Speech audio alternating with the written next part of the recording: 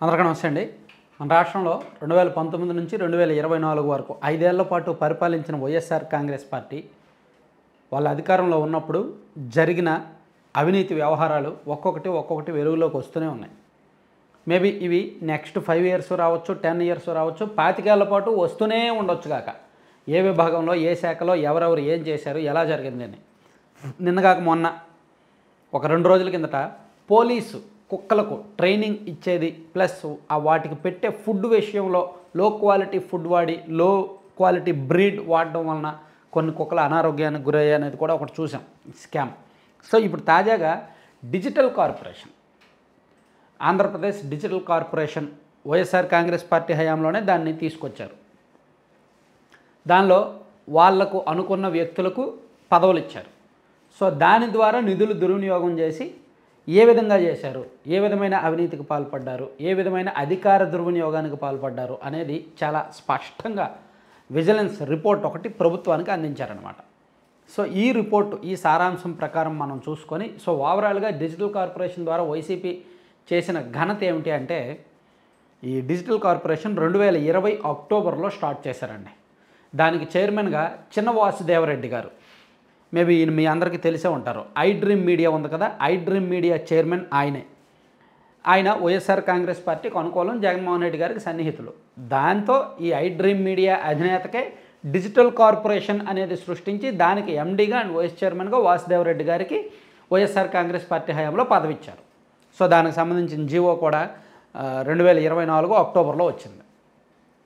ఆ తర్వాత వీళ్ళు ఈ డిజిటల్ కార్పొరేషన్ వాళ్ళు ఏం చేయాలి, అసలు వీళ్ళు విధులు ఏంటంటే, ప్రభుత్వంలో జరిగిన మంచిని డిజిటల్ మీడియాల్లో, సోషల్ మీడియా ప్లాట్ఫామ్స్లో ప్రమోట్ చేయాలి. ఇది ప్రభుత్వం, నాట్ వైఎస్ఆర్ కాంగ్రెస్ పార్టీ. ఈ డిజిటల్ కార్పొరేషన్ అనేది ప్రభుత్వం కోసం పనిచేయాలి, ప్రభుత్వం తరపున ప్రచారం చేయాలి, ప్రభుత్వం చేసే మంచిని ప్రజలకు సోషల్ మీడియా ద్వారా చెప్పాలి, డిజిటల్ మీడియా ద్వారా చెప్పాలి. కానీ ఒక పార్టీకి పని చేయకూడదు. సరే, ప్రభుత్వం అయినా పార్టీ అయినా గత 5 ఏళ్ళు వైసీపీయే కదా. సో దానికి తగ్గట్టే ఈ డిజిటల్ కార్పొరేషన్ ఏం చేశారంటే వైఎస్ఆర్ కాంగ్రెస్ పార్టీ సేవలో తరించారు. సరే, అది సహజం. ఎంతైనా ప్రభుత్వం అన్న పార్టీ అన్న వైసీపీయే కాబట్టి ఆ పార్టీ సేవలో తరించొచ్చుగాక. అయితే అక్కడే వీళ్ళు అనేక తప్పటడుగులు వేశారు.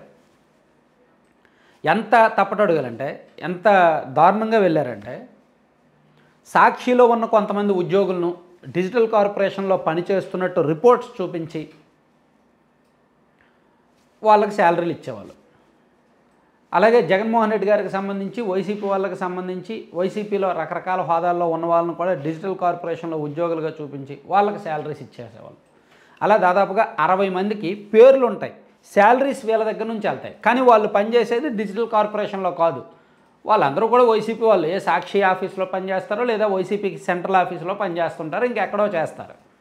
వాళ్ళందరికీ డిజిటల్ కార్పొరేషన్ ద్వారా, ఫైబర్ నెట్ ద్వారా ఎలాగైతే ఇచ్చారో ఈ డిజిటల్ కార్పొరేషన్ ద్వారా కూడా అలాగే ఇచ్చారు. అలా సుమారుగా 37,20,00,000 ఇచ్చారంట.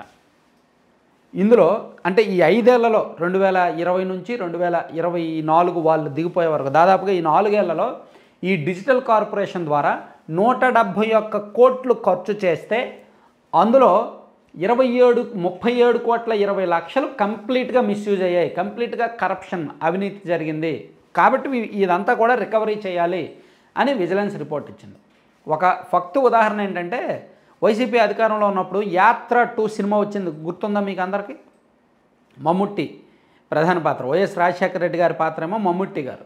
సౌత్ ఇండియాలో బెస్ట్ హీరోస్లో టాప్ 10 లిస్ట్ చెప్పుకోవాలంటే ఖచ్చితంగా పర్టికులర్గా మలయాళ సినిమాలంటే మనకు ఫస్ట్ గుర్తొచ్చే పేరు మమ్ముట్టి గారు, తర్వాత మోహన్ లాల్ గారు అనే ఇంకెవరైనా సరే. సో మమ్ముట్టి అంత సీనియర్, ఒక లెజెండరీ యాక్టర్, గొప్ప గొప్ప సినిమాలు తీశాడు. వీళ్ళ అవినీతి మరకను ఆయనకు కూడా అంటించారు. వీళ్ళు అక్రమంగా ఈ మహి వీరాఘవ అనే వ్యక్తి చేత, ఆయన ఒక డైరెక్టర్లే, ఆయన చేత యాత్ర 1, యాత్ర 2 సినిమాలు తీయించి యాత్ర 2 సినిమాకేమో డిజిటల్ కార్పొరేషన్ ద్వారానే 50 లక్షలు మమ్ముట్టికి రెమ్యూనరేషన్ ఇచ్చారంట. ఆయనకేం తెలుసు? ఆయనకు రెమ్యూనరేషన్ తీసుకోవడం తెలుసు, నటించారు, రెమ్యూనరేషన్ వచ్చింది, తీసుకున్నారు అంతే. సో ఆ పేమెంట్ ఎక్కడి నుంచి వచ్చింది, ఎలా వచ్చింది అనేది ఆయన పట్టించుకోరు కదా. సో దానికి డిజిటల్ కార్పొరేషన్ ద్వారా ఇచ్చారు. అదేమో జగన్మోహన్ రెడ్డి గారి సొంత సినిమా, డబ్బులు ఇచ్చిందేమో డిజిటల్ కార్పొరేషన్ నుంచి, అది విజిలెన్స్ బయటపెట్టింది. సో అట్లా ఈవెన్ మీరు పక్కన కొన్ని చూడొచ్చు. ఈ ఏంటిది రామ్ గోపాల్ వర్మ గారికి సినిమాలకి డబ్బులు ఇవ్వడం కూడా దీని ద్వారానే జరిగింది. ఫైబర్ నెట్ ద్వారా కొంత, డిజిటల్ కార్పొరేషన్ ద్వారా కొంత. రామ్ గోపాల్ వర్మ గారి చేత వ్యూహం అని, శపథం అని సినిమాలు తీయించారు కదా. సో దానికి సంబంధించి కూడా ఈ డిజిటల్ కార్పొరేషన్ ద్వారానే డబ్బులు ఇచ్చారనమాట. సో ఇలా 5 ఏళ్ల ఈ 4 ఏళ్ల పరిపాలనలో జరిగింది. సో ఈ 37,20,00,000 రికవరీ చేయాలి అనేది వాళ్ళు ఆదేశించారు. మరి దీని మీద ప్రభుత్వం ముందడుగా వేస్తుందా లేదా అనేది చూడాలి. సో ఇక్కడ మనం చెప్పుకోవాల్సింది ఏంటంటే, ఒక అవినీతి మనకు మమ్ముట్టిగా అంటుంది, ప్లస్ ప్రభుత్వానికి ప్రచారం చేయాల్సిన సంస్థ ఏమో పార్టీకి ప్రచారం చేసింది. పార్టీకి ప్రచారంలో కూడా మరీ నిబంధనలు తొంగలో తొక్కి మరీ అడ్డగోలుగా వెళ్ళారనమాట. పార్టీ కోసం పనిచేయడంలో తప్పులేదు, పార్టీ కోసం డబ్బులు పెట్టడంలో తప్పులేదు అనుకోవచ్చు. ప్రభుత్వ డబ్బులు అయితే ఏంటి, పార్టీ డబ్బులు అయితే ఏంటిలో అనుకోవచ్చు. కానీ ఇంట్లో మనుషులకి, సొంత మనుషులకి, సాక్షిలో మనుషులకి, పార్టీ ఆఫీసులో మనుషులకి వీళ్ళ దగ్గర నుంచి శాలరీలు ఇవ్వడం, వీళ్ళు తీసే పైత్యం సినిమాలకి, ఈ పార్టీ సినిమాలకి డిజిటల్ కార్పొరేషన్ నుంచి డబ్బులు ఇవ్వడం, ఇదంతా కూడా తప్పేగా. ఇప్పుడు విజిలెన్స్ ఎంక్వైరీ వచ్చింది, రేపు పొద్దున్న దాని మీద సిఐడి ఎంక్వైరీ జరుగుద్ది. సిఐడి ఖచ్చితంగా మమ్ముట్టికి నోటీసులు ఇస్తుంది కదా. అంత పెద్ద హీరో ఈ సిఐడి విచారణకు హాజరైతే ఎంత అవమానకరం అండి ఆయనకి. సో వీళ్ళు అందుకే వైసీపీ నుంచి ఏం జరిగినా సరే అనుమానాస్పదంగా చూడాలి. వైసీపీ నుంచి ఎటువంటి ట్రాన్సాక్షన్స్ జరిగినా ఖచ్చితంగా సస్పెక్ట్ చేయాలి, అనుమానించాలి, వీళ్ళు ఎక్కడి నుంచి తీసుకొచ్చి ఇస్తున్నారా అనేది.